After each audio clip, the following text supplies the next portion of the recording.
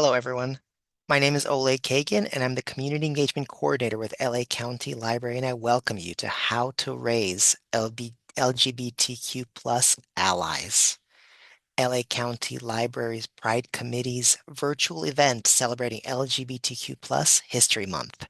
What better way to do that than to focus on our youth, our future? Before we get going with today's event, I will take care of some housekeeping and do the land acknowledgement. So if you can hear me and see the slide on the screen, then you're good to go. However, if you're having trouble hearing me or seeing the slide on the screen, do let me know in the chat and I will do my best to assist. If you'd like to listen to this presentation on the phone, you can do that by calling 1-669-900-6833 and using the access code 820-9267-4954 and the passcode 123123. You may have noticed that the mics and videos for attendees of the program is disabled. That is so that we can all focus on our presenter for the day. We do, however, welcome your questions and comments. We will have a session for Q&A towards the end of the program, and questions for that can go at any time into the Q&A box. That's the one with a single speech bubble. And then comments can go in the chat. That's the one with the two speech bubbles. That way, if you put the questions in the Q&A, that way we will not miss them. All right, it is now time for our land acknowledgement. The County of Los Angeles recognizes that we occupy land originally and still inhabited and cared for by the Tongva, Tataviam, Serrano, Kizh, and Chumash peoples. We honor and pay respect to their elders and descendants, past, present, and emerging, as they continue their stewardship of these lands and waters. We acknowledge that settler colonization resulted in land seizure, disease, subjugation, slavery, relocation, broken promises, genocide, and multi-generational trauma. This acknowledgement demonstrates our responsibility and commitment to truth, healing, and reconciliation, and to elevating the stories, culture, and community of the original inhabitants of Los Angeles County. We are grateful to have the opportunity to live and work on these ancestral lands. We are dedicated to growing and sustaining relationships with Native peoples and local tribal governments, including, in no particular order, the Fernandino Tataviam Band of Mission Indians, the Gabrielino Tongva Indians of California Tribal Council, the Gabrielino Tongva San Gabriel Band of Mission Indians, the Gabrielino Band of Mission Indians Kizh Nation, the San Manuel Band of Mission Indians, and San Fernando Band of Mission Indians. To learn more about the First Peoples of Los Angeles County, please visit the Los Angeles City County Native American Indian Commission website at lanic.lacounty.gov.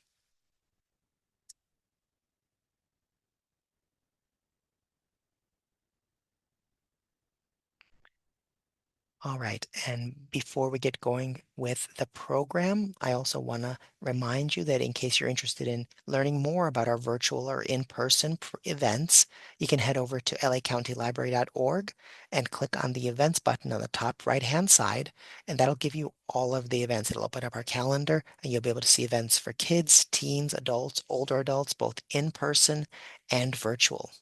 And if you're only interested in virtual programs like this one, you can hover over that events button and you'll get a little drop down that'll say virtual programming. Click on that and you'll only get the Zoom events like this one, also for all ages and all absolutely free. All right, now it's time to get started with today's program. And for that, I'm very pleased to introduce our speaker for today. Chris Tompkins is an LGBTQ affirming therapist who specializes in gay men's identity and religious trauma. He's also the author of the 2024 APA Distinguished Book Award winning book, Raising LGBTQ Allies, A Parent's Guide to Changing Messages from the Playground. His work has been featured on TEDx, NBC, HuffPost, Psychology Today, and The Advocate, and more. When he's not writing, you can find him at the beach or eating guacamole, sometimes both. And with that, I want to introduce and bring to our virtual stage Chris Tompkins. Chris, the stage is yours. Hello, hello. I forgot about the last part, the eating guacamole piece. I love guacamole and I love the beach. That's why I live in California. Um, yeah, thank you. It's so wonderful to be here. Thank you, Oleg, for that wonderful introduction and just the opportunity to be here tonight. This is really a full circle moment for me. And thank you everyone for coming. I know it's 7 o'clock. It's kind of post work, dinner time. So thank you for taking the time to be here.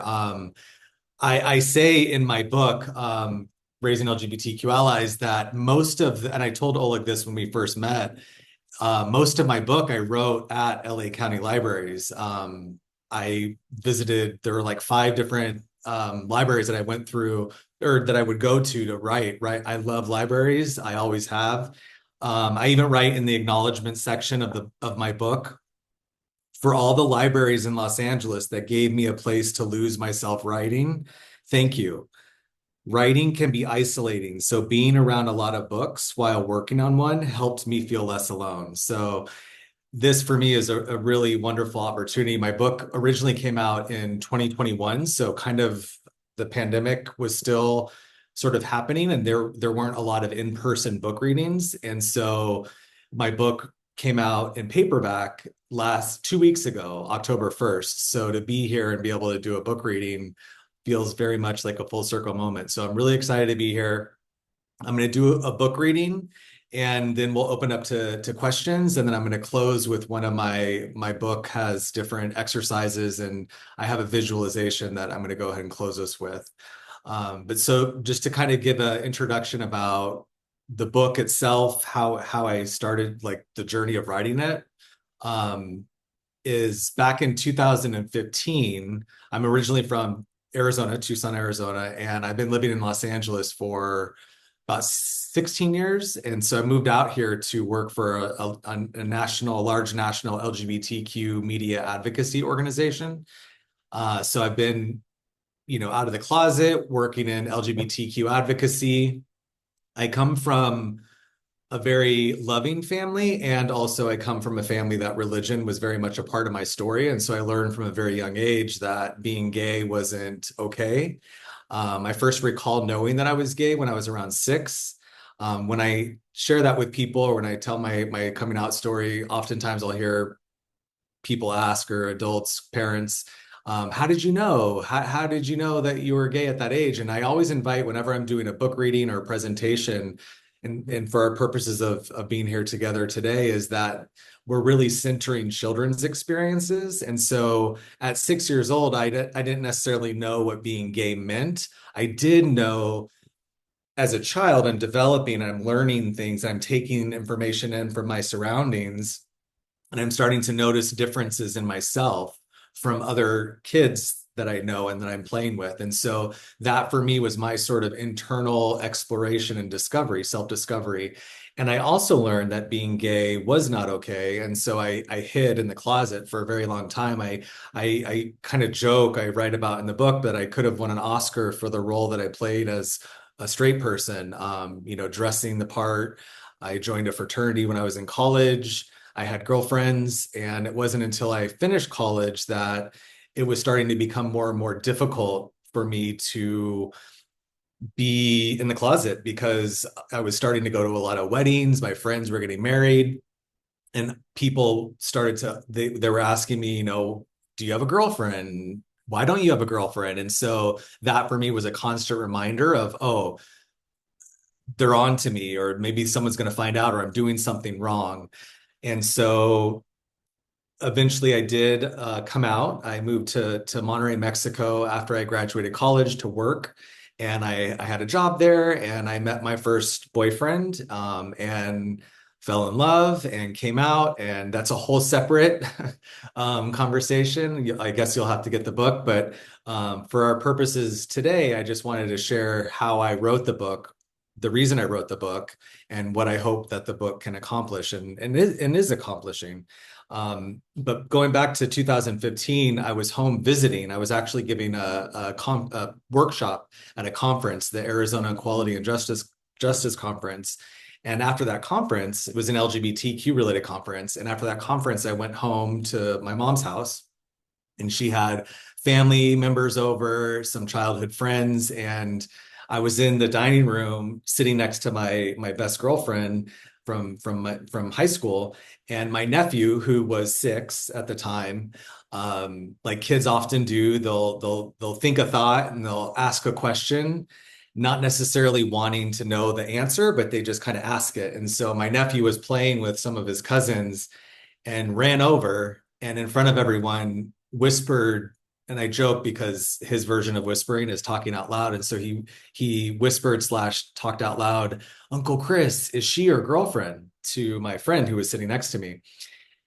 And it was kind of one of those moments you have in life where it was like time slowed down and I noticed everyone's reaction around me. And I was really curious about their responses and then kind of how quickly everyone just almost, it was like I could feel the discomfort. And I also felt uncomfortable. It kind of caught me off guard because I just kind of assumed that my sister maybe had already told her kids that I was gay, or I was single, and so I hadn't ever brought a boyfriend home to visit, and so I just maybe thought that my family was already having those conversations. And so later that night, I started to think, oh gosh, well, if my nephew doesn't know, does that mean that my sister hasn't talk to her kids? And if not, why hasn't she? And then what about the other kids in my family? Because I have a big family. And so statistically speaking, I imagine there are at least one or a few LGBTQ kids in our family, or there could be. At least they're going to have friends who are, or know kids at school. And so the next day I started to ask questions. And I remember even asking my mom, Mom, why didn't my sister's name is Selena? Why didn't Selena or has Selena talked to her kids? And my mom's response, who, by the way, is my biggest supporter, and absolutely we've done a lot of work at that time. We had done a lot of work, and so she was very supportive. And her response was, "Oh, they're too young to understand." And that to me was put me on a path of having conversations with different parents and families. And at the time I was also teaching social emotional learning throughout Los Angeles County. And so I felt like I discovered something that I wanted to share. And so I remember having this vision of sitting my family down in the living room, my mom's living room, and being able to talk to them about, by us not having these conversations or even considering that our kids could be LGBTQ, we're helping to perpetuate the closet, something that I experienced. And so my nephew was 6 at the time. And if he could understand girlfriend, like Uncle Chris, is she your girlfriend, then why wouldn't he be able to understand if I had a boyfriend? And so I wrote my family a letter, and that letter turned into an article that was published on the Huffington Post, and then it got republished on 9 different platforms. Then it turned into a TEDx talk that I gave, and it started to become a presentation that I would give throughout Los Angeles County. And I gave it at LA County Juvenile Hall. And then that led me to start working at Juvenile Hall for 2 years, working with LGBTQ incarcerated youth. And so this book was my journey of having conversations with my own family. It's also a sort of mixture of the social emotional learning that I was teaching throughout LA County for 6 years. And it's a sort of amends to myself, my younger self that I hid in the closet for so long. For those of you that maybe have heard this before, but they say that people who write books, they write them for themselves. And so certainly this book, I sort of joke that I wrote myself into graduate school because of everything I was doing. I was sort of helping myself heal on a deeper level and wanting to share that in a deeper way with the clients that I now work with. It's interesting being an LGBTQ affirming therapist because a lot of my clients, I'm helping them work through some of the very things that my book seeks to prevent. And so I'm going to go ahead and do a reading from chapter 4 of my book. It's one of my favorite chapters, if I do say so myself. But it's called Gender, Sexuality, and Santa Claus, an Easy Approach. And I really believe in the power of storytelling. I once heard that when we speak to people at the level of the minds, we reach them at the mind level. And when we speak to them at the level of the heart, we reach them at the heart level. And then when we use stories, we help create transformation.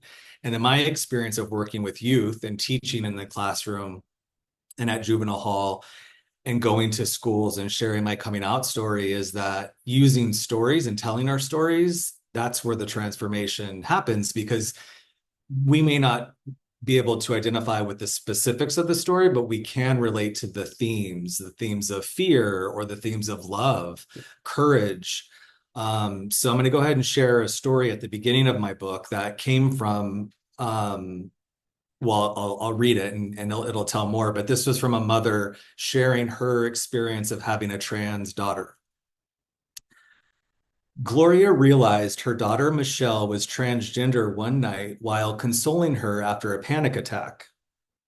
She said Michelle began getting really bad panic attacks before bed when she was around 11 years old. On this particular night, while Gloria was rocking her in her arms, Michelle asked a question. Since Michelle hadn't been raised in a particular religion, Gloria was shocked at what she asked. Through her tears, Michelle asked, Mom, you wouldn't lie to me, would you? If I asked you something, you wouldn't lie. Gloria said, Of course not, honey. You can ask me anything. Michelle continued, Mom, if I die, God won't make me do this again, will he? If I die, I won't have to come back and do this again. Michelle had heard about reincarnation somewhere and was asking her mom if she died, would she have to come back again in a boy's body? If so, she couldn't do it again. It wasn't something she'd be able to handle. The very next day, Gloria Googled, I think my child is transgender. Since then, she's been sharing the journey of her daughter's change of gender status as she did with a class of seventh graders during an LGBTQ panel I was a part of in 2018. While she was sharing Michelle's story, I looked around the room and saw 20 12-year-olds listening. They listened with intent and they heard everything she said. I was amazed at the questions they asked and the insights they had and the experience they shared from their own lives. One girl raised her hand and said she liked wearing, quote, boys' clothes ever since she could remember. So when her grandfather, who always asks why she wears boys' clothes, gave her a blouse for her birthday, she told us it made her feel sad. She wondered how someone who knew her so well would purposefully get her something he knew she wouldn't like. While shopping in the boys section for a shirt to wear at a friend's birthday celebration, that same little girl told us a sales lady told her she was in the wrong section. The little girl wanted to know our advice on what she could have done. She said, I knew I was in the right section, but based on the sales lady's reaction, I didn't know how to respond. I just let her walk me to the section she thought I belonged in. Gloria, whose story was one of the most moving I've had the privilege hearing, was able to answer the little girl's question in a heartfelt way. She told the entire class she was there to share with them her daughter's experience. She began to tell them that when she gave birth and the doctor told her it was a boy, she chose a typical boy's name. Gloria didn't know much about gender and sexuality, but knew something was going on with her child at a very young age. Ever since Michelle could walk, she always wanted to play with girls' toys. She would even wear dolls' clothes and loved anything to do with princesses. When she was about 5 or 6, Michelle wanted to dress as a princess for Halloween 2 years in a row. In their house, toys didn't have gender restrictions, so it wasn't much of a concern. It wasn't until Michelle started kindergarten that Gloria really began to pay attention. Like a lot of stay-at-home moms I know, she volunteered at her daughter's school and noticed the difference in how Michelle acted in class from when they were at home. The thing she noticed most was how Michelle began to lie. She would lie about the toys she liked and what games she wanted to play at school, Gloria said. It appeared Michelle had observed what the little boys in her class liked. So she tried to model her behavior on what they did, not not behave the way Gloria knew Michelle did naturally. My eyes welled up with tears when she described a memory of Michelle's kindergarten teacher asking her about her favorite color. Gloria knew her favorite color was purple, so when she overheard Michelle say it was the same color as the boys who answered, she couldn't believe she had lied. Most of us don't realize how insightful children are. Not only are they aware of their surroundings, they're so aware that they'll even pretend to be someone they're not just to fit in. What I saw that day gave me so much hope for the future. I saw a group of young children asking really powerful questions and challenging the norm. I saw a group of critical thinkers. I saw a group of human minds open and available to learn. I also saw that children will learn anything we teach them. They can learn acceptance just as easily as intolerance. All it requires is a space to have the conversation and a willingness to be open. In a study about language and its impact on the brain, researchers show that when a child learns a second language early on, it's stored in a different part of the brain than when they're older. It's more natural and becomes a part of who we are. There is a reason why they say teaching language to children at an early age can help them become more fluent. When we learn a second language as adults, we don't store it in the same part of the brain as when we're young. And I go on to say, in this chapter, we're going to take a similar approach with gender and sexuality. My intention is to help you see the benefits of talking about gender and sexuality with children at an early age. Also, this isn't a one-time or one-size-fits-all conversation. It's a dialogue for all families, but each family is as unique as each child. What's important is that the conversation is happening, has boundaries, and feels safe.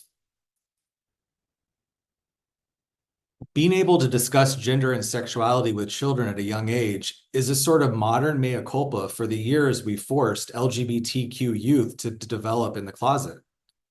It helps to remove societal, cultural, familial, and religious shame, as well as transform misguided beliefs about people who are LGBTQ.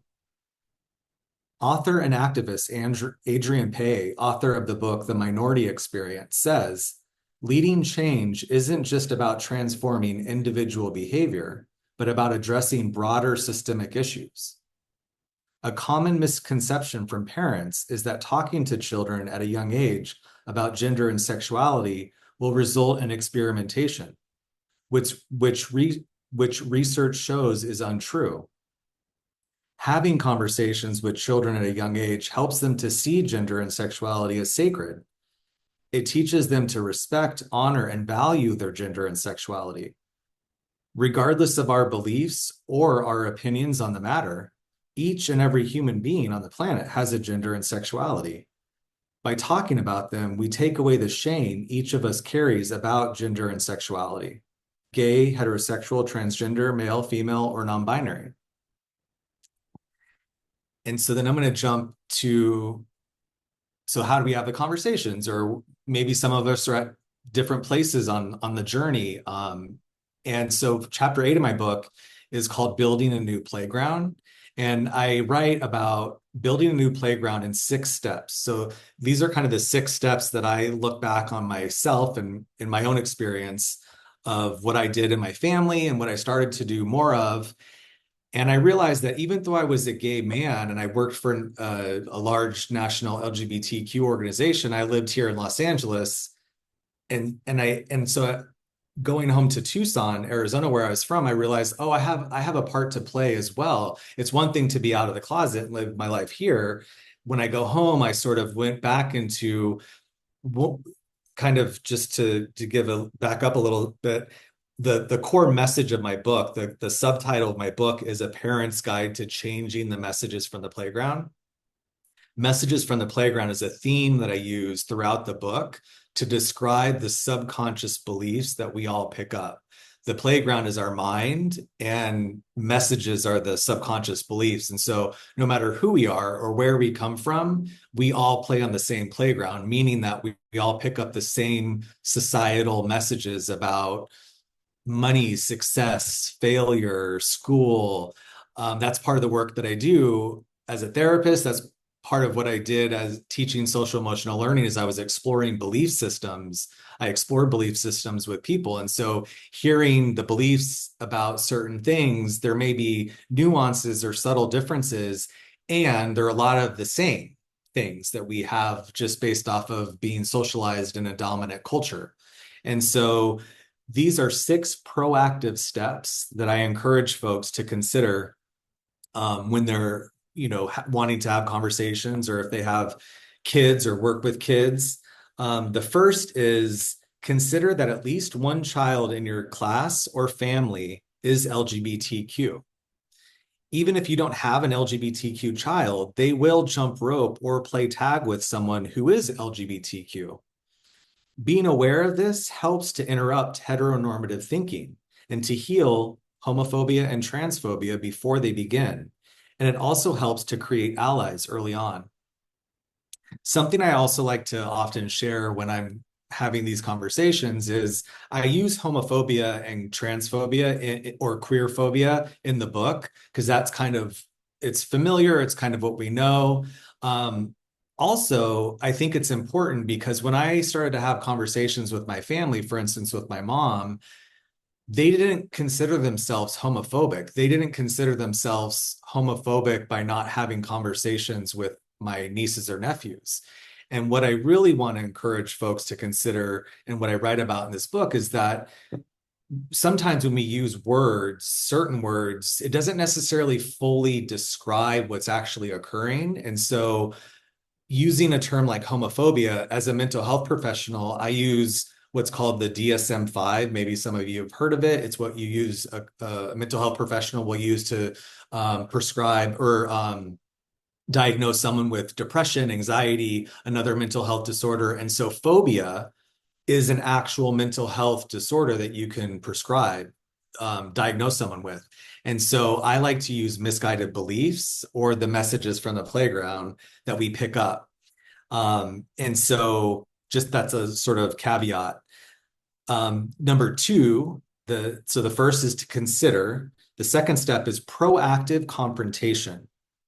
In his book, Becoming Attached, Robert Karen, PhD, states the problem we have as parents then is not usually a lack of love or good intentions, but more often an unwillingness to face who we are.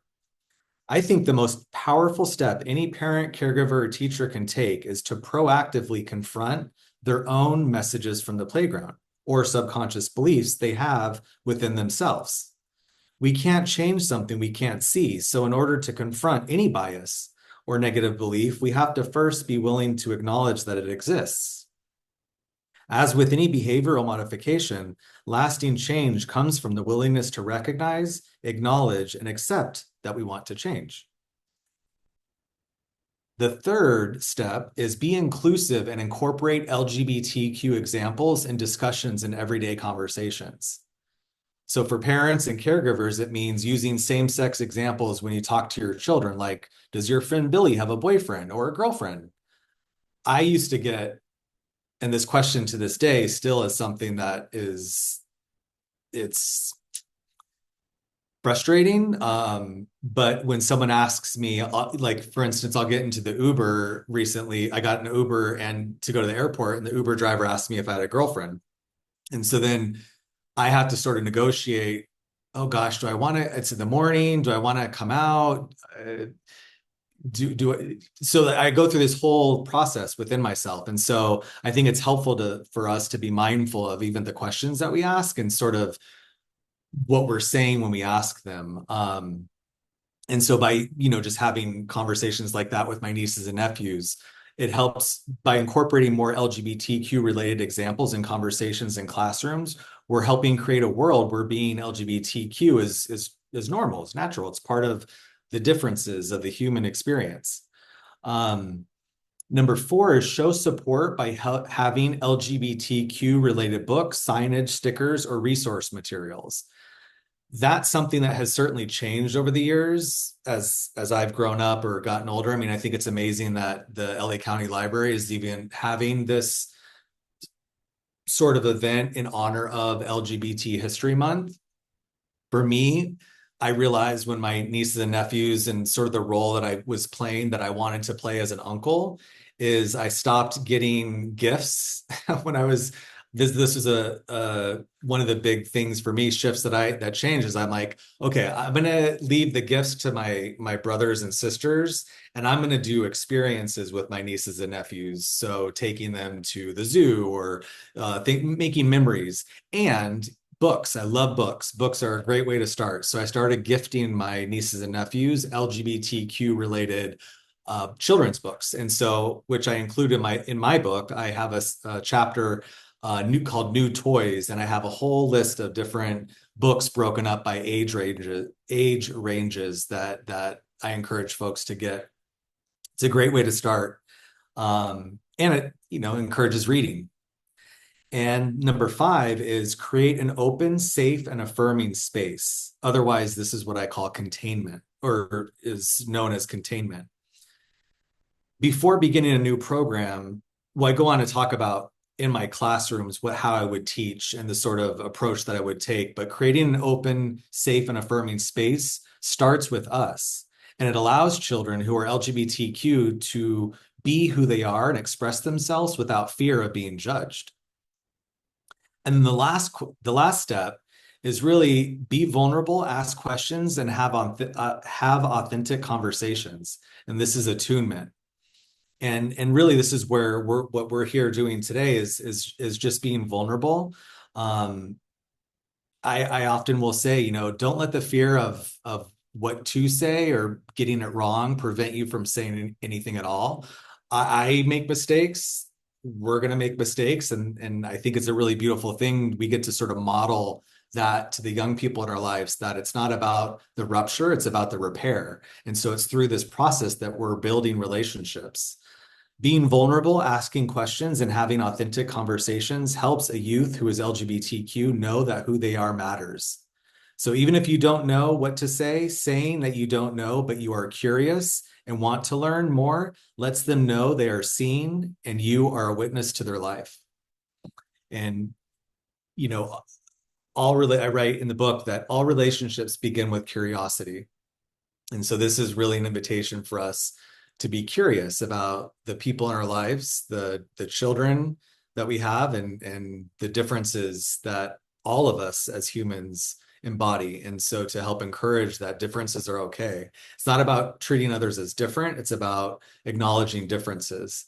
And so I can go ahead and open up to questions. We'll do a Q&A portion before we do the visualization. So thank you for listening to the reading.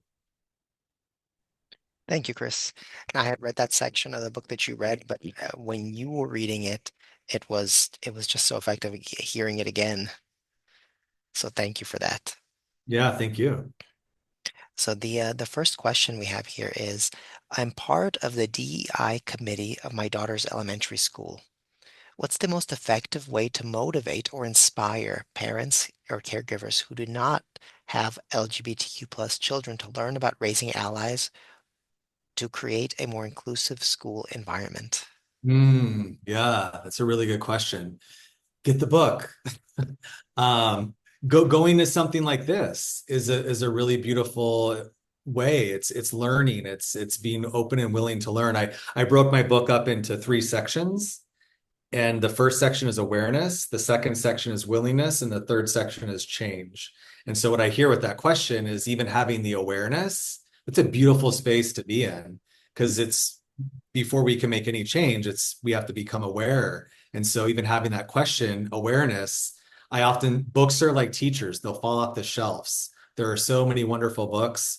I give a lot of presentations for companies. It's really incredible now. There are a lot of DEI initiatives, and so companies are having their different ERGs in companies. And so the question I would invite, opportunities for folks to come in to give a presentation at a ERG or at a DEI event. But it's being curious and willing to get, resources or go to presentations, videos, YouTube videos. And how do you inspire others, who may not be thinking about it? So you might be thinking about it, but how about if, you see the people next to you? How do you inspire Sure. them to think about it? Sure. Yeah. Stories, using stories. So one of the organizations that I love and I often recommend is PFLAG. For those of you that are familiar or maybe know it, it's a wonderful, wonderful group. LA County, actually, the LA chapter of PFLAG is one of the longest standing chapters. But they have a speakers bureau, and so I've been a part of the speakers bureau for many years, and it's an incredible experience where places to the question, the person who asked this question is that sometimes there's bullying at a school, or sometimes the place of employment, there's some discrimination. And so they'll invite PFLAG to give a speakers bureau. And it's literally 5 people, 5 or 6 people, and each of them has about 5 to 8 minutes, and they share their story. They share their coming out story. And I've seen some of the most incredible transformation because, again, kind of going back to if we speak to people at the level of the mind, that's where we'll reach them. But when we use stories, and so for the people who maybe aren't motivated, if they hear someone's story, it's where you can connect to the when I share my when I first did my first PFLAG panel, I was invited to speak as a gay man and share part of my coming out story. And I was like, oh gosh, in 5 minutes, what part do I share? And I wound up telling the story of how I met my boyfriend. And it was in a high school. And the kids and the reason we were there is because there were bullying. There was bullying at the school. And what was incredible is the kids in the classroom raised their hand and they all wanted to know if I still kept in contact with my boyfriend. They wanted to know. And so what was really beautiful is that here we are having this discussion because they didn't necessarily relate to maybe having a boyfriend, but they did relate to me having a crush, hearing songs on the radio and getting emotional. So that's a really, really powerful way, is to invite a PFLAG Speakers Bureau to speak. And I'll put some links in so everybody who's on on this presentation will receive a follow-up email with a link to the YouTube video of this presentation so you can review it later, so you can share it. And I'll also put links to Chris's book and Chris's website, and also I'll put a link to PFLAG. So if I put a link in the chat, but in case you're not able to copy and paste that, don't worry, you'll receive it in the future. Hmm, that's great. So the next question, how can we effectively communicate the importance of LGBTQIA plus identities with conservative or traditional relatives? It's a big question. Yeah. It's an important question.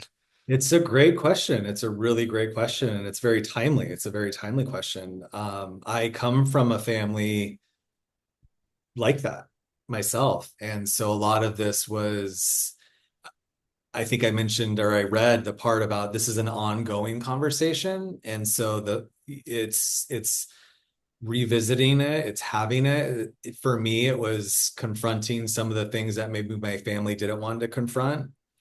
I had to do the work within myself. That's what I really realized. I mentioned, this book for me was really a way of realizing how I believe we teach through our demonstration. So how was I demonstrating my life and the way that I wanted to live my life and model? And so I started having conversations with family members, and I had to it's kind of like a dance. I had to do the personal work within myself to be able to sit with some members. This is kind of, I mentioned I wrote myself in a graduate school because I remember I did a program where I realized, like, okay, if I'm going to write a book about this subject matter, I'm going to be sometimes maybe having conversations with families who don't necessarily agree, or they're not at the same place. And so it's really being able to do that sort of internal work and then external advocacy and go back and forth, and self-care, taking care of myself, having good boundaries, revisiting the conversation, ensuring that it happens and that it's ongoing and it's not a one size fits all conversation. And again, I like the awareness, willingness, and change. And so being in the space of awareness and then moving the needle to willingness. My family didn't come around. I actually write about the book, the stage, it's sort of like the stages of change, if any of you are familiar with that. But going from awareness, or going from tolerance to acceptance, to celebration. And so my family, when I first came out, it was they tolerated it. And then the more we, yeah, the more we move the needle, it got to acceptance. And then the more we move the needle, it got to celebration. And we sometimes have to revisit that because there are new subjects or new ways of looking at it, or currently with just the conversation that seems to be a lot of conversations that are happening, it's kind of addressing it maybe in a different way. So here's a question that kind of actually almost nicely dovetails there. Could you give an example of how to respond to someone asking a heteronormative question to a child, such as if they have a girlfriend or boyfriend? Mhm. Could I give an example of if I hear someone? So if somebody, yeah, so if somebody was asking a child, "Hey, do you have a girlfriend?" Hmm. Um, which sort of assumes something about their Yeah, yeah, gender, sexuality. yeah, yeah. Um, if you were, I would assume if you were an adult on the side or a parent, how would you maybe talk to that person about asking a question that was more kind of open? And then I suppose also, I mean, maybe the person who was asking the question wasn't asking this question, but I would be curious, how do you then also speak to the child? Or Sure. should you speak to the child? So I guess, yeah, the first question is, how do you as an adult speak to that adult? Yeah. Yeah, I would it's sort of whenever I think it's important also when we're having these conversations that sometimes I don't want to ever, and I think I will say that I'm really grateful for the way that my book came out, because for those I've heard this before from different people, is that this book isn't written from a place of do this or like sort of pointing the finger, or I don't want to ever make someone feel bad or that they're doing something wrong. I sort of want to invite them into the conversation. And so offering some sort of like modeling, like when it comes to like my nieces or nephews, crush, like depending on their age, because some kids, there could be maybe some embarrassment that comes up for them, whether it's a crush with a girl or a boy, or it's just sort of naming that. And so really helping getting, centering children's experiences and kind of feeling into what feels right, is it a crush? And then with the adult, being able to talk about there could be other ways of, like asking the question of maybe they have a girlfriend, maybe they have a boyfriend, but sort of Hmm. not from a place of, oh, you asked that wrong, more of an invitation. So actually, I mean, the way to ask that seems like, do you have a crush, which doesn't assume either way. Either way, yeah, yeah, yeah. And then, how would or should there be a conversation with the child after saying, hey, they asked you this, um, but, that's not the end all be all. I mean, Yeah. do you think that there's a benefit to having that conversation? I think for me, I guess I'm sort of placing myself in it depends maybe on the context of where the question is asked. So if I'm thinking of like, gosh, if I was in a classroom and I've had, different experiences where kids will ask a question in class or they'll say something, and I know that it sort of isolates another student. And so then what I'll do is I'll sort of come around and reintroduce without calling out anyone in particular, Mhm. or using the person who was sort of isolated as an example. I'll just sort of say something in general, Mhm. if that makes sense. So if I'm in the classroom, I sort of normalize Mhm. the experience. Whereas like maybe if it's a question where you're with your friend and you're at a park or a Mhm. playground and someone, so it kind of maybe depends on the context. I also think it's important that safety is really important. And there are some families that maybe wouldn't be supportive of a child who is LGBTQ. And so asking the question, do you have a boyfriend or girlfriend? If the child is in the closet, or maybe they're not even aware to the Mhm. degree that they even have a crush. That's why I like using kind of the crush like Mhm. question, depending on their age, because it takes away it doesn't require them to say something that maybe they're not ready to say. Mhm. So the next question is, working within the child welfare system, we're trying to empower or train foster resource parents by being affirming towards LGBTQ plus youth that are in their care. What could you share that are some key points to recommend for folks to be aware of while they're caretaking of foster youth? Wow, that's a really great question. Penny Lane, if maybe if they're familiar with Penny Lane, but they have a really affirming sort of they have a conference called Edgy Conference, and it happens once a year, and it's specifically for people in Los Angeles County who work with youth. And once a year, Edgy, it's an amazing conference, and they have workshops, they have keynote presentations, but they have so many, and it's put on by Penny Lane, and they have so many, they're like a resource hub for a lot of the DCFS or child welfare agencies for them to be able to get. That's how actually I started working at LA Central Juvenile Hall, was I was at the Edgy conference, and there was a gentleman in one of the workshops who mentioned that they needed support for the LGBTQ youth at Juvenile Hall. And so I signed up and started going to Juvenile Hall. So I would definitely recommend for them to contact Edgy or Penny Lane, and they have Edgy videos on YouTube, different presentations as resources. They have a lot of resource material that they can get. There's also this wonderful book, Raising LGBTQ Allies. Um, Resources. I definitely would suggest resources, and it's a really wonderful question. I'm about to play. So I just posted a link to the EDGY conference in the chat. And just for those interested in what EDGY stands for, it's Embracing the Diversity of GLBTQ plus Youth and Families. Yes. Yeah. Look, the person who asked the question says, "Thank you. Penny Lane is one of our partners already. They're great. We're planning to Oh, get they're the book. amazing. We're planning to get the book to our partners." Yeah, they're amazing. Penny Lane's amazing. So let me see here. So I had another question, and then maybe we'll do this one more, and if there's maybe one other one, and then it'll be time to do the visualization, which I've been looking Okay. forward to. So the next question is, so how do you create a safe conversation and a safe space when in the immediate family of a child is gender affirming, but then extended family is not? So, Yeah. in certain contexts, you know, you can talk about it's fine and there's no like every everything is kind of safer. And then when you hang out with the extended family, it's just more volatile. I mean, there's more Yeah. possibility of Right. how do you prepare a child for that? I know.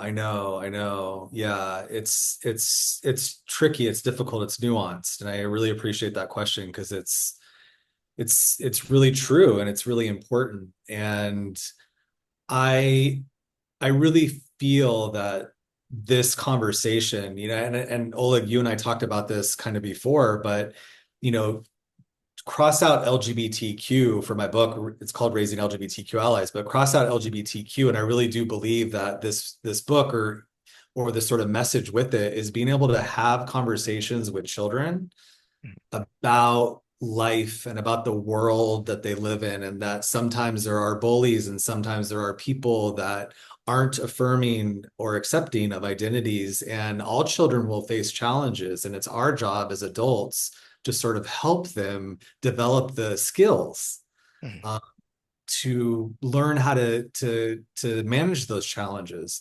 And so starting at the home or starting at the place where safety is really important. And so building support systems around that child, that the child does feel affirmed, and boundaries are really important.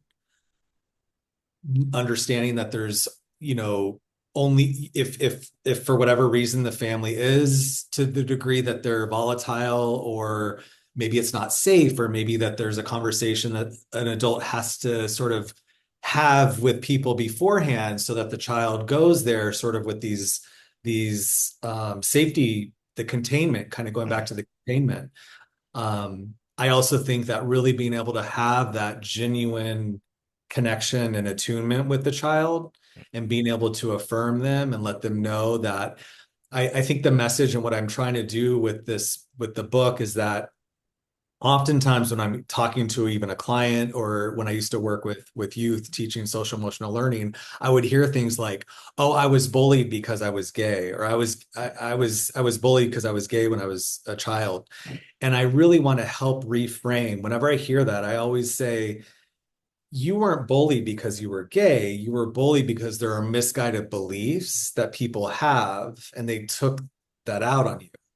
And so, really externalizing that it's not the child's fault and helping reinforce the message.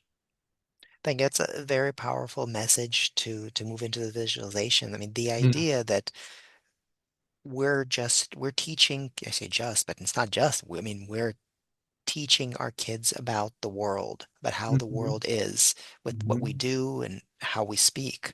Mhm. And so it's to think about kindness beyond Yes. talking about LGBTQ plus, but just as a way to look at the world. Right. Right. And the differences that exist. Mhm. Yeah. Yeah. Yeah. Yeah, thank you. That is a beautiful sort of segue into the visualization, because the visualization is called the rule of expectations visualization. And just to sort of give a precursor of the rule of expectations, I have a section in the book that I talk about the rule of expectations, but it really came from my experience of working in juvenile hall. So the rule of expectations says that we influence others based on how we perceive them.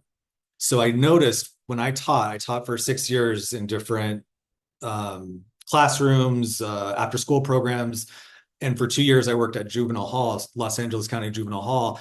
And I really noticed that how I perceived the youth that I worked with influenced their behavior. And so a lot of what I noticed over the years is that if I looked at the youth in juvenile hall as, these troubled kids who got arrested and did something wrong, it almost contributed to them showing up in that way. And so I didn't perceive them that way at all. I saw them as, oh gosh, they came from maybe families, or they didn't have support, and so I viewed them as fully capable humans that maybe had challenges in their past. And so that helped call forth what they're capable of. And that's the rule of expectations. And so as it relates to differences, whether it's LGBTQ, we influence others based on how we perceive them. So if I perceive you as less than, or having a problem, or that sort of contributes to how you feel about yourself. And so this I love I think this is a really powerful visualization to sort of end on. And so wherever you're at, if you're in a safe place, go ahead and get into a comfortable position. If you're driving, don't just, you can go ahead and listen. Don't close your eyes. If you are in a comfortable place, you can go ahead and close your eyes if you're comfortable. Take a deep breath in through your nose. Take a deep breath in to the count of 1, 2, 3, 4, 5. Now gently exhale. Let's do that one more time. In through the nose. 1, 2, 3, 4, 5. Hold and exhale. See in your mind's eye a classroom full of students. Maybe it's one of the classrooms you were in as a young person. As you look around, you see all the students talking to one another and smiling. You notice their room feels light and free. Everyone is in a good mood. The sunlight is bright and shines through a big window. You look up at the front of the room and you see a teacher with their back to the class. You notice they're writing on the board. The bell rings and they begin to write, "Who you are matters." When they turn around, you see their face and realize it's you. You're the teacher and the classroom is your life. Each person you interact with every day is someone sitting in your classroom, smiling, happy, and free. You realize that how you feel impacts everyone around you, especially young people. You begin to notice how your heart feels in the middle of your chest. It feels full of loving energy. You remember how good it feels to be able to share something positive with someone. And so you begin to smile at each person in the classroom. You see youth of all backgrounds standing in a big circle in the middle of the classroom holding hands. You see their faces and notice the warmth of their smiles. You see them achieving their dreams. You see them laughing. You see them capable. You see them free. You see them enjoying life. You see them making a positive contribution to the planet. You hold each student's smiling face in your heart and you look them in their eyes and say, who you are matters. Your life matters. You have potential and are capable of achieving anything your heart desires. You deserve to be happy, healthy, and free. May you be blessed and may you know peace. Because you know this for each student in your classroom, you know this for all youth around the world. You hold a vision in your mind's eye of a planet full of playgrounds where all children are laughing and free. You now carry this vision with you everywhere you go. And so it is. Go ahead and come back to the room.